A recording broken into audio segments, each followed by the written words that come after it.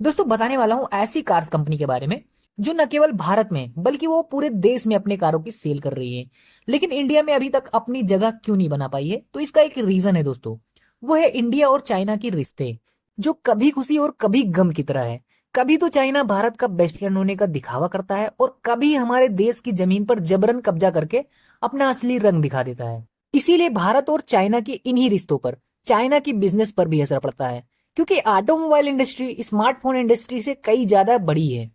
इसीलिए इसमें लॉस भी कई गुना ज्यादा हो सकते हैं, जिसके कारण कंपनी डूब भी सकती है। तो दोस्तों बताने वाला हूँ चीन की एक और ऑटोमोबाइल कंपनी के बारे में जो भारत में अपने लिए जगह बनाना चाहती है। खैर, इनकी इतनी कारें तो भारत में अभी नहीं देखने को मिली है, लेकिन इन्होंने अपने शोरूम सभी स्टेट में स्टार्ट कर दिए हैं।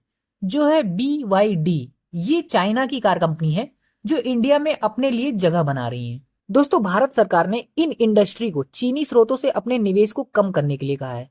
यही कारण है कि MG अपनी ज्यादा से ज्यादा हिस्सेदारी किसी भारतीय कंपनी को बेचने की कोशिश कर रही है, क्योंकि MG इंडिया की कंपनी नहीं है, ये एक ब्रिटिश ऑटोमोटिव कंपनी है।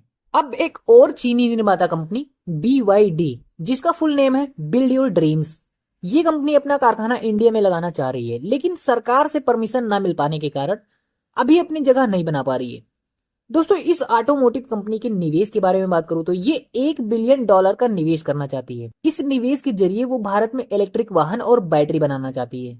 दोस्तों इसकी मैन्युफैक्चरिंग तो अभी इंडिया में इम्पॉसिबल है, लेकिन ये हैदराबाद स्थित मेगा इंजीनियरिंग एंड इंफ्रास्ट्रक्चर के साथ साझेदारी कर रही है।